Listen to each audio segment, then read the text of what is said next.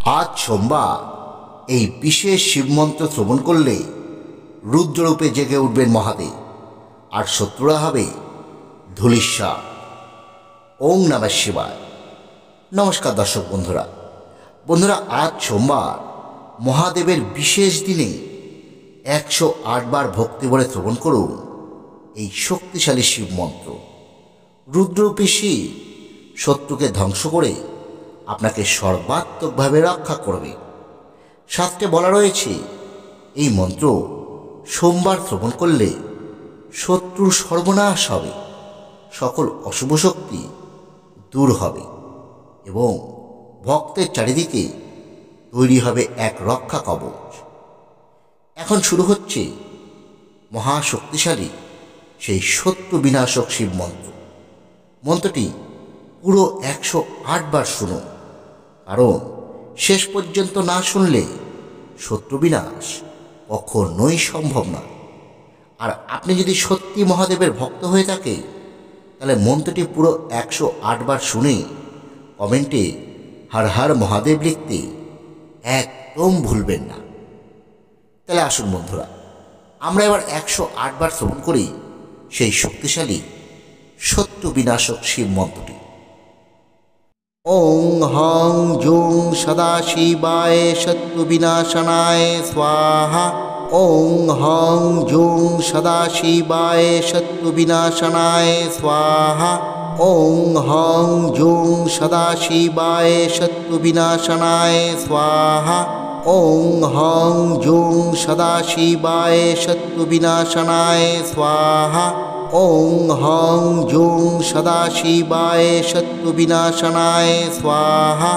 ওং Hong Jung সদাশিবায় শত্রু বিনাশনায় স্বাহা। ওং হং জুং সদাশিবায় শত্রু বিনাশনায় স্বাহা।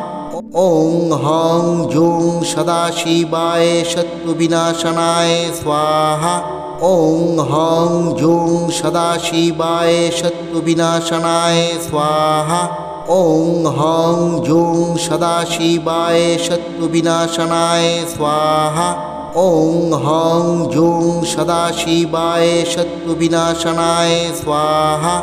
ওং হং জুং সদাশিবায় শত্রু বিনাশনায় স্বাহা। ওং হং জুং সদাশিবায় শত্রু বিনাশনায় স্বাহা। ওং হং জুং সদাশিবায় শত্রু বিনাশনায় স্বাহা। ওং হং জুং সদাশিবায় শত্রু বিনাশনায় স্বাহা। ওং হং জুং সদাশিবায় শত্রু বিনাশনায় স্বাহা। ওং হং জুং সদাশিবায় শত্রু বিনাশনায় স্বাহা।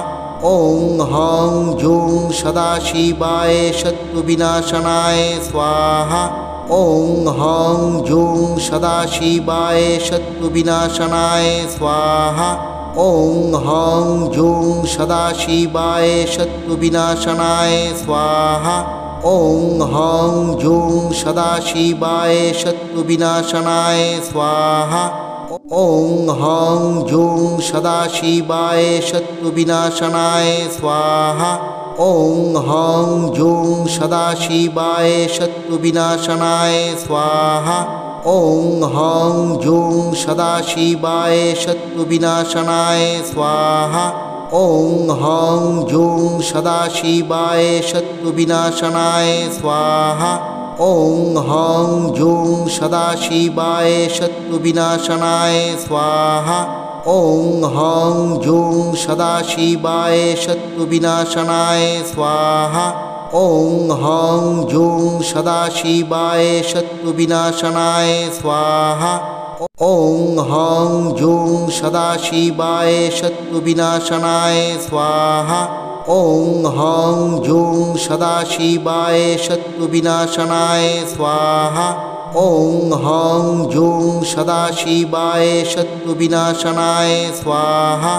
ওং হং জুং সদাশিবায় শত্রু বিনাশনায় স্বাহা। ওং হং জুং সদাশিবায় শত্রু বিনাশনায় স্বাহা।